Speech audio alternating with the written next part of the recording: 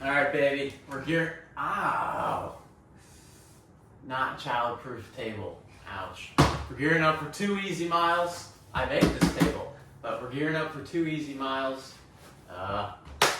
Yeah, we're kind of in a rush today because, like I mentioned yesterday, I am prioritizing recovery this week, so I slept till like 8, which I have 2 coaching calls today. Had one already. I got one at 2. It's 12:30 right now, 12:20. And then I have to be to work at 4, and then I have to work out, I have to run. And I prep my damn meals, or I still have to do that, but I'm going to do that.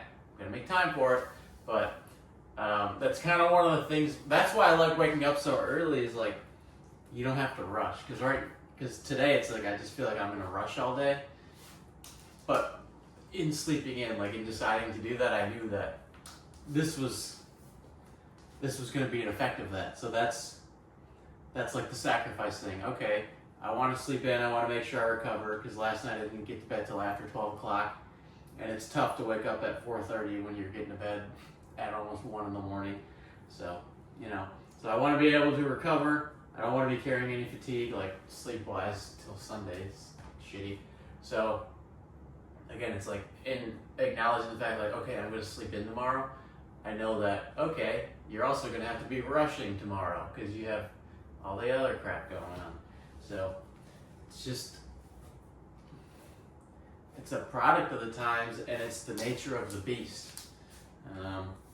But it's just temporary. Like, it's not all the time, But I know that, like, if I had a big run today, like if this was like a couple weeks ago and I had to go run like something like 10 plus miles, then I couldn't do that because I literally wouldn't have time to run that far and do all this other stuff. But it's just 2 easy miles. Go jog that, take like 20 minutes, and then it'll be good.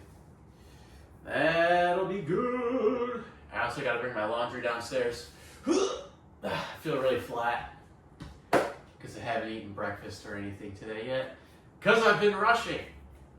But I'm going to eat after this run, so maybe I'll show that. Let's go run. Whoa, change of plans.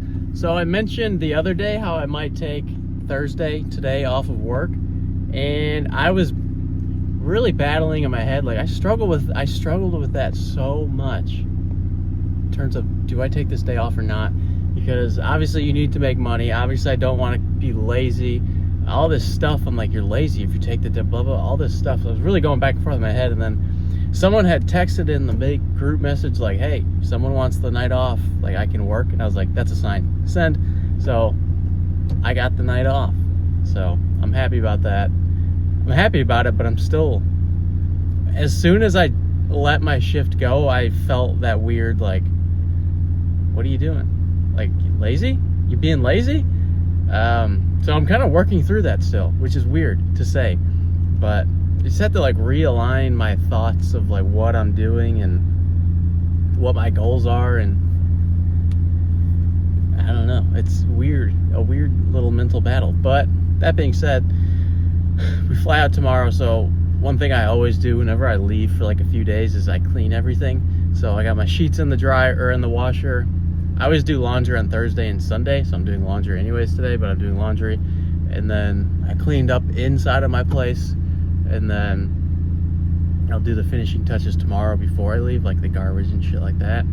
But what I'm gonna do right now, so I got everything done. I had the coaching calls, did the desk work stuff I needed to do. Probably already said that. And then now it's just kind of taking advantage of the fact that I took this night off for a reason, and that reason was to recover. So I'm gonna do exactly what I did yesterday. So I'm gonna go sit in the hot tub for a minute, sit in the sauna, toss my legs in the recovery boots, and then I'm just gonna go.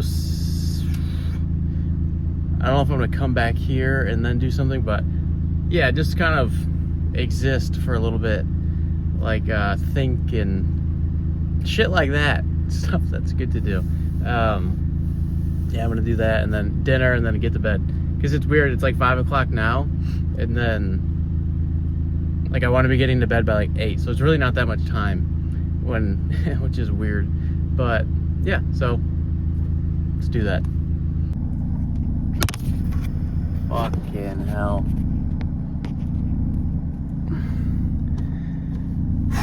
Okay, we're back. We're done. Sat in the hot tub for a while. Couldn't get in the sauna. It's a small sauna in there, but there are some people in there, and I was like, I'm not sardining in the freaking hot sauna next to a bunch of random people. I don't like that.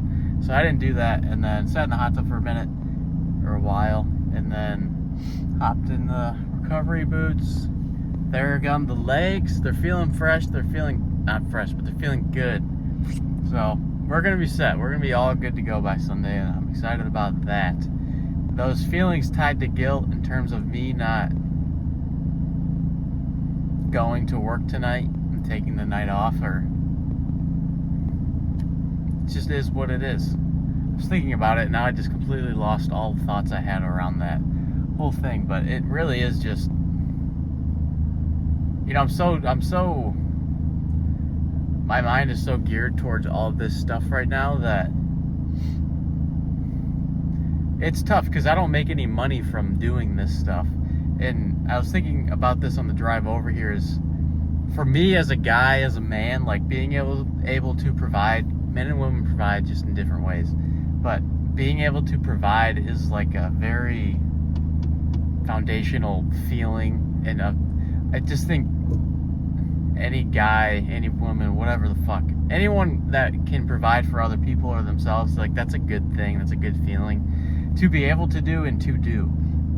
And so when I'm kind of putting a lot of effort and time towards this stuff, but I don't make any money from it, it feels very wrong, because I'm thinking, okay, I really like doing this stuff. I'm pursuing it. I'm putting a lot of time and effort and doing a lot of, from the outside, potentially weird things like leaving my old job, but I'm not making any money from this stuff outside of the coaching. And the coaching I don't make shit from that, realistically. Not enough to live off of. But yeah, so I think that's where that guilt comes from, because I'm wired to just, like, my brain, I am wired to work. And so typically work is, whether it was school or an actual job, if I'm there, like, that's what I got my car. I'm gonna turn my car on. That's what I'm there to do. Like, I'm there to work. And even when I go to work now, like, I'm just here to work. And oftentimes that leads me to not really, like, I'm just there to work. Like, that's why I'm here. I'm not here because I love being here. I'm here to work, and I need to make money. And that's kind of always been my mindset going to any job my entire life. But that being said, like, at any of those jobs, you tell me what to do, I'm just going to do it. And I'll do it the best that I can. And that's how I've always been. And then, so that's where I'm at now, is my mindset is so geared towards working on this stuff, but I don't make any money from it, but so geared towards working on this stuff that everything else seems like a hindrance. So that's kind of where that weird guilt gets tied in, kind of mixed into this, and that I don't make money from this, but I really like doing it, and I'm just putting my head down and just like fucking doing all this stuff.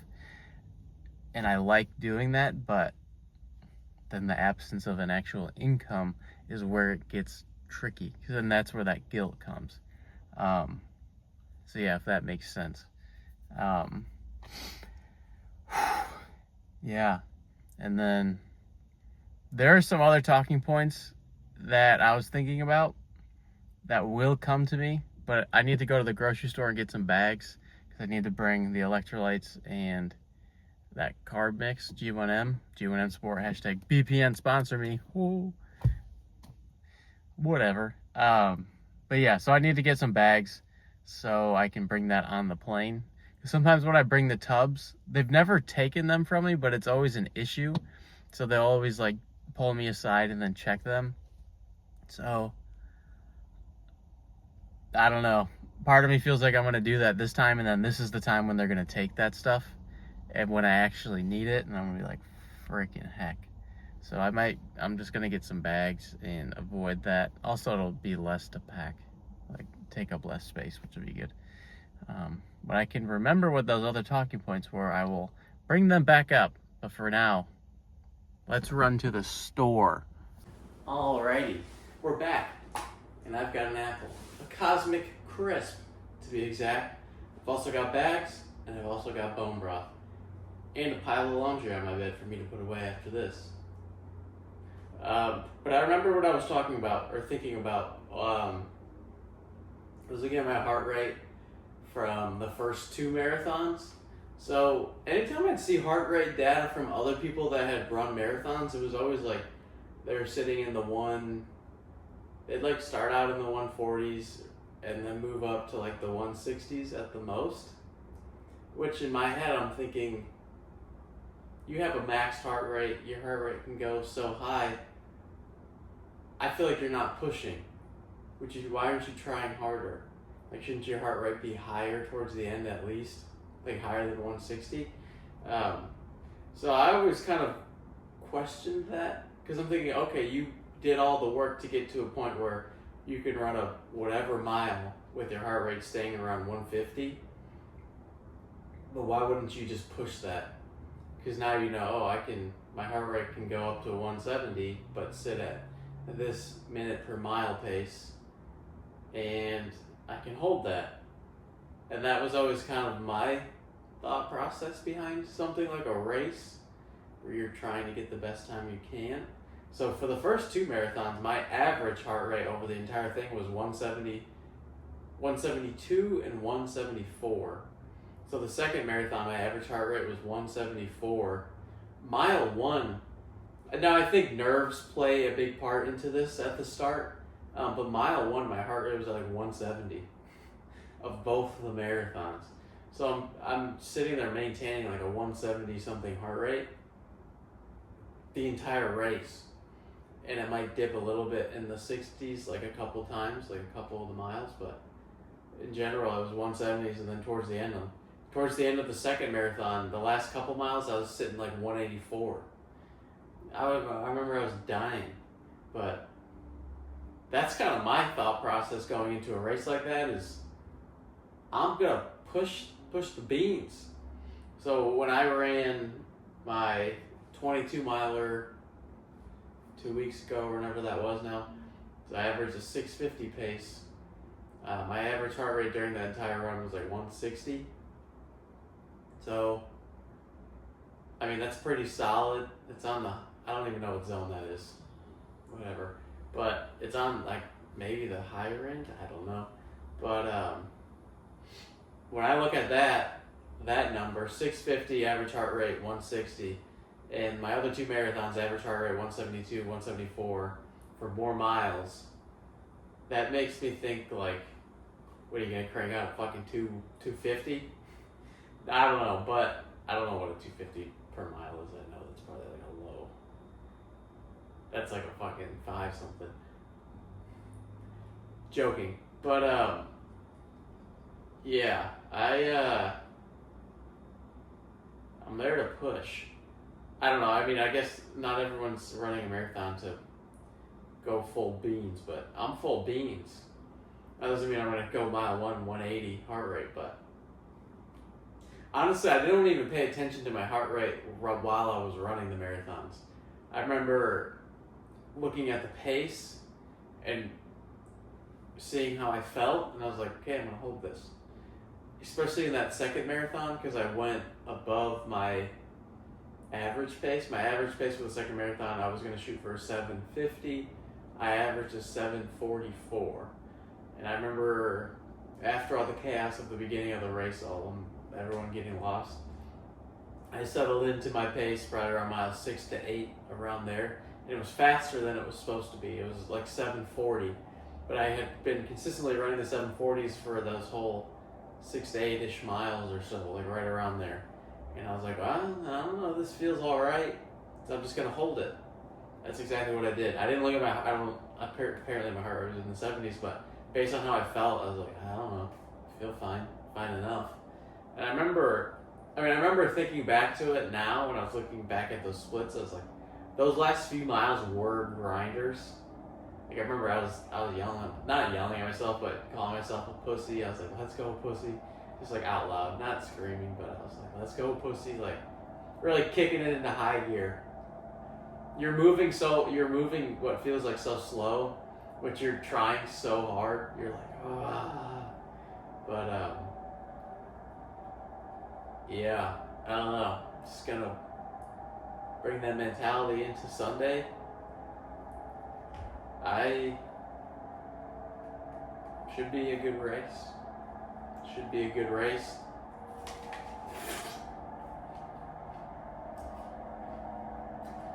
A good apple. It'd be better if it was cold, but beggars can't be choosers.